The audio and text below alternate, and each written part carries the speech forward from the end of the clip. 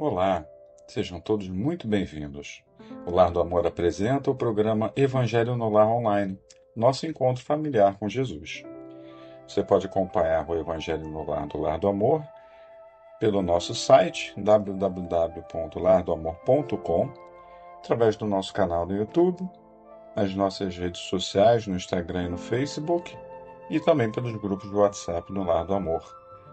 Também semanalmente estará disponível no Spotify e nas principais plataformas de podcast. Bom dia, boa tarde, boa noite, de acordo com o horário que você estiver escutando. Eu sou Marcelo Fraga e é com muito carinho e com muita alegria que damos início nesse momento a mais um Evangelho no Lar. O Evangelho no Lar, só para lembrar, é o estudo da doutrina do Cristo, conforme os ensinamentos que recebemos dos Espíritos através do livro O Evangelho segundo o Espiritismo, organização de Allan Kardec. O objetivo do nosso estudo é que a gente possa compreender melhor o Evangelho e que também possamos aplicá-lo em nosso dia a dia. A sua prática semanal contribui para harmonizar o ambiente do lar, o ambiente familiar e facilitar o auxílio de mentores espirituais. O Evangelho no Lar é um evangelho de todos, um evangelho de amor, um encontro com Deus, com Jesus e com a espiritualidade amiga e superior. Nossa recomendação é que vocês realizem uma vez por semana. Tentem se organizar para fazer sempre no mesmo dia e no mesmo horário, pois isso facilita o trabalho dos nossos amigos espirituais. Se for possível, faça com todos os membros da sua família. Se não der, faça individualmente, que não tem problema. Tente buscar sempre um ambiente calmo, sem interferência, e lembre-se de colocar água para ser fluidificada sobre a mesa. Pode ser uma garrafa, pode ser num copo. Os espíritos amigos e familiares que estarão presentes durante a prática vão fluidificá-la para seu benefício. Vamos todos agora acalmar nossos corações e realizar uma leitura preparatória. Estou aqui com o livro Fonte Viva de Chico Xavier, pelo Espírito Emmanuel. Abri na página 191, item 63, diferenças. Nisto, todos conhecerão que sois meus discípulos, se vos amardes uns aos outros. Jesus. João, capítulo 13, 35. Nas variadas escolas do cristianismo, vemos milhares de pessoas que, de alguma sorte, se ligam ao Mestre e Senhor. Há corações que se desfazem nos louvores ao grande médico, exaltando-lhe a intercessão divina nos acontecimentos em que se reconheceram favorecidos, mas não passam das afirmativas espetaculares, qual se vivessem indefinidamente mergulhados em maravilhosas visões. São simplesmente beneficiários e sonhadores.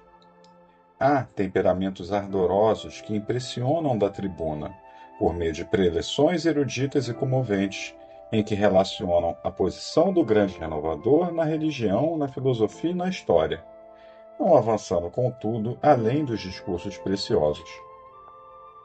São simplesmente sacerdotes e pregadores. Há inteligências primorosas que vazam páginas sublimes de crença consoladora, arrancando lágrimas de emoção aos leitores ávidos de conhecimento revelador.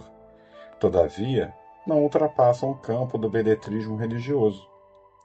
São esses os simplesmente escritores e intelectuais. Todos guardam recursos e méritos especializados. Existe, no entanto, nos trabalhos da Boa Nova, um tipo de cooperador diferente. Louva ao Senhor com pensamentos, palavras e atos cada dia. Distribui o tesouro do bem, por intermédio do Verbo Consolador, sempre que possível. Escreve conceitos edificantes acerca do Evangelho, toda vez que as circunstâncias lhe permitem. Ultrapassa, porém, toda a pregação falada ou escrita, agindo incessantemente na sementeira do bem, em obras de sacrifício próprio e de amor puro, nos moldes de ação que o Cristo nos legou. Não pede recompensa, não pergunta por resultados, não se sintoniza com o mal. Abençoa e ajuda sempre. Semelhante companheiro é conhecido por verdadeiro discípulo do Senhor, por muito amar. Muito bem. Vamos agora realizar nossa prece inicial. Senhor Deus, Mestre Jesus, espiritualidade amiga, espíritos superiores, bons amigos encarnados e desencarnados que vibram nossa sintonia, a todos pedimos seu auxílio, suas boas energias, suas vibrações de luz, para que possamos nesse momento iniciar mais um estudo do Evangelho, que possamos aprender com as palavras que foram trazidas até nós, vindas dos espíritos superiores por intermédio do trabalho do grande Allan Kardec, e que hoje trazemos aqui a leitura e ao estudo, para que todos nós possamos ser beneficiados, que consigamos aprender o que estará sendo falado para nossos corações e que possamos colocar em prática hoje e em todos os dias. Obrigado, Senhor, pelas oportunidades, por tudo que nos provê e por mais essa lição que iniciaremos nesse momento. Graças a Deus que assim seja. Muito bem. Vamos então seguir na nossa programação. Vamos finalizar hoje o estudo do capítulo 4. Ninguém poderá ver o reino de Deus se não nascer de novo. Farei as leituras dos itens 24 e 25, que constam dos limites, das instruções dos espíritos. Então, o primeiro, limites da encarnação. 24. Quais os limites da encarnação? A bem dizer, a encarnação carece de limites precisamente traçados, se tivermos em vista apenas o envoltório que constitui o corpo do espírito, dado que a materialidade desse envoltório diminui à proporção que o espírito se purifica. Em certos mundos mais adiantados do que a Terra, já ele é menos compacto, menos pesado e menos grosseiro, e, por conseguinte, menos sujeito a vicissitudes.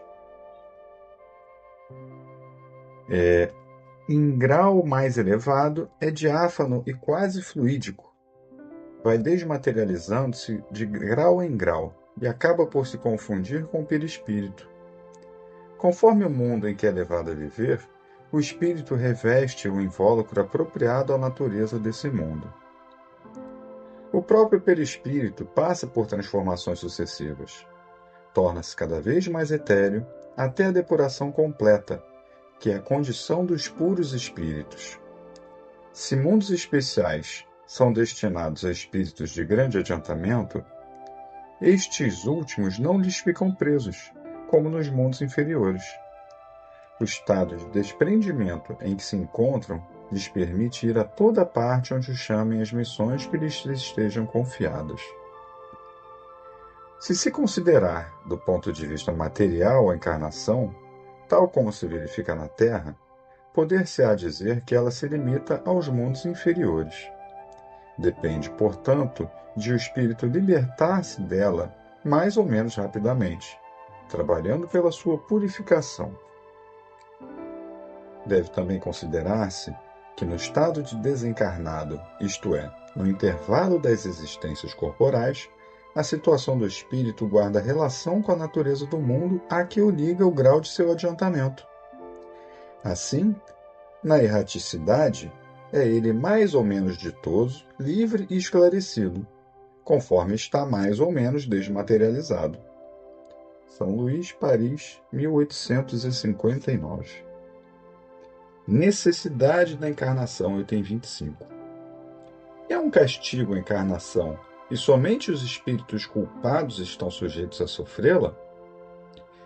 A passagem dos espíritos pela vida corporal é necessária para que eles possam cumprir, por meio de uma ação material, os desígnios cuja execução Deus lhes confia. É-lhes necessária, a bem deles, visto que a atividade que são obrigados a exercer lhes auxilia o desenvolvimento da inteligência. Sendo soberanamente justo, Deus tem de distribuir tudo igualmente por todos os seus filhos. Assim é que estabeleceu para todos o mesmo ponto de partida, a mesma aptidão, as mesmas obrigações a cumprir e a mesma liberdade de proceder. Qualquer privilégio seria uma preferência, uma injustiça. Mas a encarnação, para todos os espíritos, é apenas um estado transitório. É uma tarefa que Deus lhes impõe, quando iniciam a vida, como primeira experiência do uso que farão do livre-arbítrio. Os que desempenham com zelo essa tarefa transpõem rapidamente e menos penosamente os primeiros graus da iniciação, e mais cedo gozam do fruto de seus labores. Os que, ao contrário, usam mal da liberdade que Deus lhes concede, retardam sua marcha, e, tal seja a obstinação que demonstrem, podem prolongar indefinidamente a necessidade da reencarnação e é quando se torna um castigo. São Luís, Paris, 1859. Pois bem, essa era a nossa leitura programada para hoje. Então, o que a gente pode concluir dessa nossa leitura? O que a gente pode aprender com esse nosso estudo? Que os limites da reencarnação e da necessidade da encarnação, eles são uma coisa pela qual todos os espíritos que são igualmente criados por Deus, já que Ele é soberanamente bom e justo, precisam passar. A gente viu aqui que mundos mais adiantados, espíritos puros, já chegaram a um grau em que não tem a necessidade de ter uma encarnação material, pois eles se adiantam fisicamente quando a gente fala do envoltório, o nosso perispírito, que é o que envolve a alma, o nosso núcleo mais puro, né?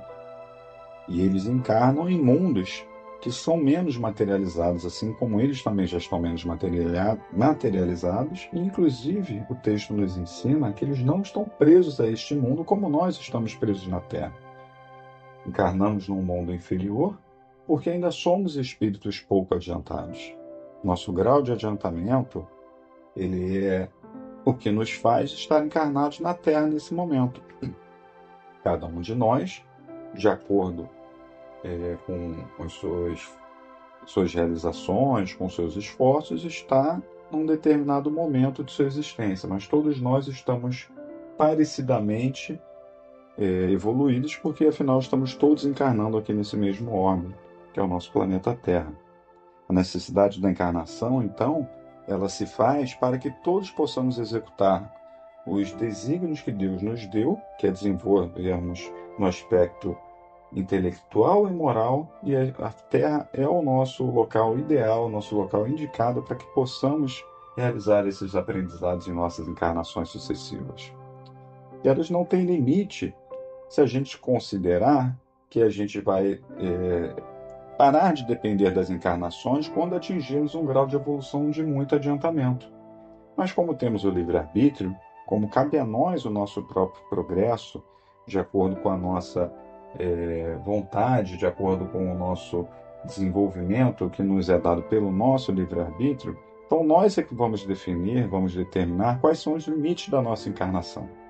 Quanto mais ditosos e trabalhadores formos, de acordo com os ensinamentos que recebemos, mais rapidamente nós vamos parar de necessitar de encarnarmos materialmente como estamos hoje aqui. Mas Deus nos dá a possibilidade de escolha. Então, cada um de acordo com suas obras. Nesse momento, estamos todos muito parecidos, um caminho muito similar da estrada. Precisamos entender que o quão melhor nós lidarmos no dia a dia com as coisas que nos são dadas, que visam exclusivamente o nosso desenvolvimento, o nosso aprimoramento intelectual e moral, mais rapidamente vamos perder a necessidade dessa encarnação material, como é falado aqui. Então, meus amigos, meus irmãos, minhas irmãs, vamos colocar em nossos corações a necessidade de praticarmos dia após dia os caminhos de Jesus, o nosso grande mestre, o nosso modelo que veio até a Terra para nos trazer todo esse conhecimento, nos dar o exemplo e que através dos Santos Espíritos, junto com o trabalho de Allan Kardec, nos trouxe o grande Consolador, a nova revelação que foi o advento do Espiritismo. Temos hoje a informação em nosso alcance e cabe a nós apenas o trabalho de realizá-las, de desempenhá-las da melhor forma que conseguirmos. O nosso sucesso, ele acontecerá no final. Agora, o quão rápido ele virá é do livre-arbítrio de cada um de nós. Que possamos todos, então, nos conscientizarmos disso e que coloquemos em prática o amor cristão em sua essência. Amai-vos uns aos outros como eu vos amei. Fazei com os outros apenas aquilo que gostariam que fosse feito com você. Então, tenhamos a fraternidade em nossos corações e em nossas ações dia após dia. Vamos agora à nossa prece de encerramento. Mestre Jesus, lhe agradecemos, Senhor, pelas palavras inspiradoras que tivemos acesso hoje, pelo grande consolador que é o Espiritismo, que foi trazido à humanidade, ainda sofredora, mas que está trabalhando pelo seu adiantamento. Que todos nós, Senhor, tenhamos a capacidade de colocar no fundo de nossos corações, inscrever em nossas almas essas palavras de luz, que possamos praticar o amor a nós, ao nosso próximo, diariamente, a cada instante que nos for possível, que possamos aprender com nossos erros, evitar cometê-los de novo e de novo, que possamos errar apenas uma vez, Senhor, e que possamos cada vez mais nos adiantar, contribuindo não só para o nosso adiantamento, mas também para o adiantamento de todas as nossas irmãs e irmãos que estão nesse momento na mesma jornada aqui no planeta Terra, Senhor. Nós lhe agradecemos e damos graças a Deus, nosso Pai. Fiquem todos com Deus, que tenham uma ótima semana e até o próximo Evangelho no Lar do Centro Espírita Lar do Amor.